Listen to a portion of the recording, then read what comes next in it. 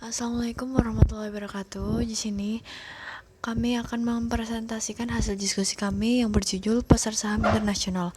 Kelompok kami yang beranggotakan yang pertama Arma Afriliasi, yang kedua Vega De Prasetyo, yang ketiga saya sendiri Fetistiarini. Berikut presentasinya. Karakteristik saham internasional dibagi menjadi tiga. Yang pertama kapitalisasi, yang kedua rasio perputaran saham, yang ketiga indikator lainnya. Kapitalisasi, nilai atau harga sebuah perusahaan yang dihitung dari jumlah keseluruhan nilai saham yang beredar. Dengan kata lain, kapitalisasi pasar adalah jumlah uang yang harus dibayar oleh seseorang atau badan usaha untuk membeli suatu perusahaan. Kapitalisasi pasar saham global mencakup dua kelompok besar. Yang pertama, developed market, yang kedua, developing atau emerging market. Harga saham kali jumlah saham beredar, kemudian dikonversikan ke dolar. Rasio perputaran saham, pentingnya likuiditas saham dan diukur dengan perputaran rasio, yaitu rasio antara nilai transaksi selama periode tertentu dengan nilai kapitalisasi pasar pada akhir periode. Ya, saya Arma Afriliasi akan melanjutkan pada slide ke-6 mengenai indikator lainnya. Ada konsentrasi pasar, yaitu diukur dengan melihat proporsi dari 10 perusahaan terbesar terhadap totalitas kapitalisasi pasar. Lalu ada korelasi return antar saham atau saham asing. Selanjutnya ada pendanaan melalui saham. Cross-listing. Cross-listing adalah perdagangan dan pencatatan saham secara bersamaan di beberapa bursa. Keuntungan cross-listing yaitu 1. Meningkatkan reputasi perusahaan sehingga menaikkan permintaan. Lalu yang kedua, meningkatkan basis investor sehingga menaikkan likuiditas. Yang ketiga, meningkatkan reputasi dan recognition perusahaan di mata investor asing. Keempat, ada menetapkan basis untuk tujuan strategis. Kelima, dana dari luar negeri adalah keharusan untuk perusahaan dari negara kecil. Yang keenam, menurunkan kerawanan terhadap resiko politik. Selanjutnya ada American Depository Receipt atau ADR, yaitu surat berharga yang mewakili saham asing yang diperjualbelikan di pasar modal Amerika Serikat. Keuntungan dari ADR ini ada denominasi dalam dolar, proses transaksi perdagangan ADR lebih efisien, dapat diperjualbelikan seperti saham, lalu ada dividen langsung dikonversikan ke dolar. ADR ini bisa atas nama bukan atas unjuk, dan yang terakhir mempunyai manfaat dalam pembentukan portofolio. Selanjutnya ada perbedaan institusional. Perbedaan sistem operasi bursa keuangan ini ada transaksi meliputi market order didasarkan pada harga pasar, lalu ada limit order di luar harga pasar. Selanjutnya ada pelaku yang meliputi dealer. Dealer ini melakukan transaksi atas nama sendiri, dan broker yaitu mempertemukan penjual dan pembeli. Selanjutnya ada desain perdagangan, meliputi desain dealer. Pada desain dealer ini, broker menjalankan order dari pembeli atau penjual saham melalui dealer, contohnya Bursa London. Selanjutnya ada desain broker. Broker mempertemukan order dari kliennya dengan order publik lainnya, seperti pada Bursa Amerika Serikat. Dan selanjutnya ada model continue, model call, dan model crowd trading. Ya, selanjutnya ada analisis fundamental makro dan integrasi pasar saham dunia dengan Bursa Efek Indonesia. Yang pertama, latar belakang masalah. Globalisasi perekonomian dunia mengakibatkan ketergantungan ekonomi antar negara yang sangat tinggi. Investasi keuangan berpengaruh besar terhadap pergerakan modal asing yang masuk ke pasar keuangan di suatu negara. Salah satu pasar keuangan yang memiliki fungsi perantara adalah pasar modal. Pasar modal merupakan pasar instrumen keuangan jangka panjang yang memperjualbelikan hutang maupun modal sendiri yang diterbitkan pemerintah maupun perusahaan swasta. Terjadinya fenomena menyangkut hubungan antara variabel makroekonomi dengan pergerakan IHSG tidak konsisten dengan teori yang ada. Tentu hal ini merupakan fenomena yang menarik untuk diteliti mengapa terjadinya penyimpangan seperti itu.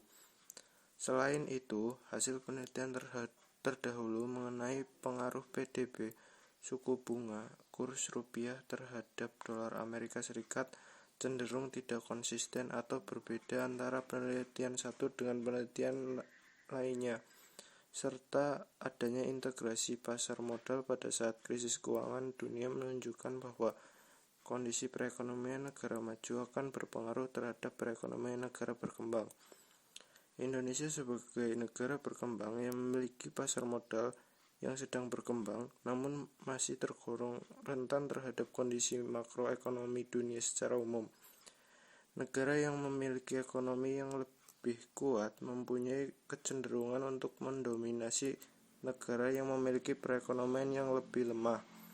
Berdasarkan analisis fundamental ekonomi makro dan diversifikasi internasional, maka investor saham di pasar modal Indonesia agar dapat memperoleh return yang lebih tinggi dapat mempertimbangkan pertumbuhan PDB, tingkat suku bunga, sertifikat Bank Indonesia, dan nilai kurs dolar Amerika terhadap rupiah, serta integrasi pasar modal Amerika, Australia, Shanghai, dan Singapura terhadap pasar modal Indonesia. Kedua, penelitian terdahulu. Penelitian yang dilakukan oleh Sang Kyun 1997, Hocker 2004, Chairella Gua 2004, dan Wijayanti dan Kaleuk tahun 2013 bahwa PDB berpengaruh positif dan signifikan terhadap IHSG. Murtyaningsih tahun 2012 meneliti tentang variabel ekonomi makro dan indeks harga saham gabungan bertujuan meneliti hubungan variabel ekonomi makro, inflasi, suku bunga BI, dan nilai tukar mata uang terhadap pergerakan IHSG di Bursa Efek Indonesia. Hasil penelitian ini menemukan bahwa inflasi, suku bunga BI, nilai tukar mata uang terhadap dolar berpengaruh signifikan terhadap pergerakan IHSG. Sementara pengaruh secara parsial menghasilkan inflasi berpengaruh positif terhadap IHSG meskipun tidak signifikan, sedangkan suku bunga BI dan nilai tukar mata uang rupiah terhadap dolar berpengaruh negatif signifikan. Ketiga, metode penelitian. Penelitian ini termasuk dalam riset explanatory. Penelitian ini dilakukan dengan menggunakan paradigma asosiatif. Para penelitian ini akan dilakukan analisis untuk mengetahui bagaimana pengaruh untuk mengetahui pengaruh PDB, tingkat suku bunga sertifikat Bank Indonesia, nilai kurs dolar Amerika atas rupiah, indeks Dow Jones, indeks pasar modal Shanghai, dan indeks saham Singapura terhadap indeks harga saham BEI pada periode Januari 2011 sampai Desember 2015. Indeks harga saham gabungan. Metode pengumpulan data yang digunakan dalam penelitian ini dengan observasi non-parametris, data sekunder yang dikumpulkan selama 5 tahun dari tahun 2011 sampai tahun 2015 secara bulanan. Teknik analisis data dalam penelitian ini adalah analisis regresi linear berganda. Tujuan penelitian ini adalah untuk mengetahui pengaruh pertumbuhan PDB, tingkat suku bunga sertifikat Bank Indonesia, dan nilai kurs dolar Amerika terhadap rupiah dan indeks Dow Jones, indeks pasar modal Australia, indeks pasar saham Shanghai, dan indeks pasar modal Singapura. Analisis linear berganda ini menggunakan alat bantu Statistical Package for Social Science atau SPSS. Yang keempat, hasil dan pembahasan. Hasil uji analisis regresi menunjukkan bahwa PDB berpengaruh positif dan signifikan terhadap IHSG. Nilai tukar berpengaruh negatif namun tidak signifikan terhadap IHSG. Pengaruh negatif menunjukkan bahwa semakin banyak rupiah yang ditukar untuk $1 Amerika Serikat atau rupiah dalam keadaan terdepresiasi akan menyebabkan terjadinya penurunan indeks harga saham gabungan di Bursa Efek Indonesia.